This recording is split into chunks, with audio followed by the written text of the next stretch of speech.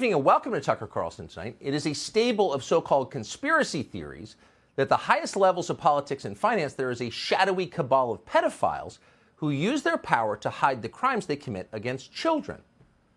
That people think that. Sounds pretty far out to us, too dark and strange to be true, and of course we are not obviously endorsing that idea. On the other hand, you can kind of see why people might believe it. Jeffrey Epstein, for example. Epstein continued to dine with business moguls and heads of state long after he was arrested for having sex with minors. How did he do that? Why did nobody say anything? Why did people keep eating with him? Well, at the very least, we can conclude, based on the evidence, that there is a tolerance for pedophilia among the most powerful in our society, a tolerance that you would not find in, say, your average middle-class American family. Some of the rich really are different that way. That's clearly true. And in case you need more evidence of that, consider Balenciaga. Balenciaga is what they call a luxury brand. Balenciaga is a company that sells $1,100 sneakers and cotton sweatshirts for $1,500 to people who've literally run out of things to buy. You're probably not doing your back-to-school shopping at Balenciaga, but some people apparently are. So this week, Balenciaga rolled out a new ad campaign on Instagram, and the selling point of the ads was sex with children. One photograph showed a very young girl lying face down on a couch with candles, empty wine glasses, and a dog collar on a coffee table in front of her. Another picture showed the same girl, a toddler, holding a teddy bear dressed in sexual bondage gear, including a leather harness.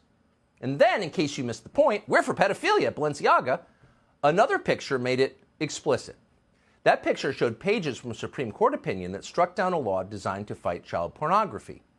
Whoever staged the photo shoot made certain to include a portion of that opinion that used the word sex or sexual 4 times. And of course, that was not an accident. Balenciaga wanted you to notice. So this seemed like a big story to us, as we told you last night. Here you have a major international retail brand promoting kiddie porn and sex with children, and not promoting it subtly, but right out in the open. No healthy society can tolerate that, and in fact, none ever have tolerated it. There's never been a time in American history where pedophilia was considered anything other than the worst thing, the most horrifying crime imaginable.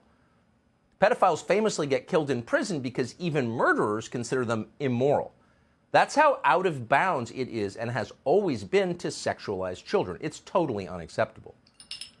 But apparently, it's not unacceptable anymore. Academics have redefined child molesters as minor attracted persons, and the point, of course, is to send the message that actually it's not that big a deal. It's just a different kind of love. So maybe not surprisingly, given that trend, apart from a few isolated exceptions in the American media, almost all outlets completely ignored Balenciaga's kiddie porn ad campaign.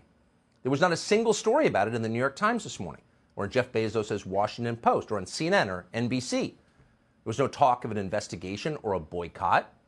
The usual outrage merchants stayed completely silent because they weren't outraged. They have nothing else to say because actually children really are being sexually exploited in this country, in some cases for money. It's not hidden, it's in the open, and it's totally real.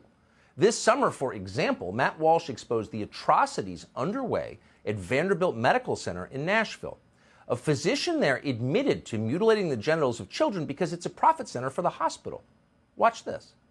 These surgeries make a lot of money. So female to male chest reconstruction can bring in $40,000. A patient just on routine hormone treatment, who I'm only seeing a few times a year, can bring in several $1,000s because that requires a lot of visits and labs. It actually makes money for the hospital. In Boston, a staffer at Children's Hospital bragged on tape about 2-year-olds preparing to transition. Truly insane, utterly divorced from legitimate medicine. But again, it was completely ignored. Here it is.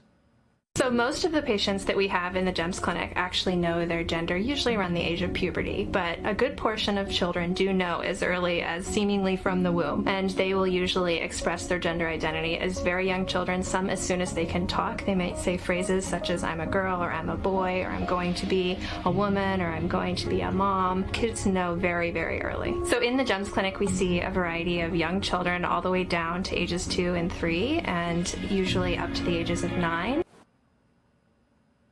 That is not science. That doesn't bear any resemblance to science. That's scary.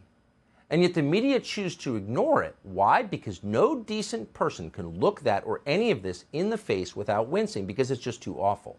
It has nothing to do with medicine. It has nothing to do with improving the lives of patients or making this a better country. No, it is a dangerous cult that is causing irreparable harm to children, not just a few, but a lot. Now, at some point, when the spell breaks, our entire society will recognize this because it's obvious, and we will all recoil in shame that we ever tolerated it for a second.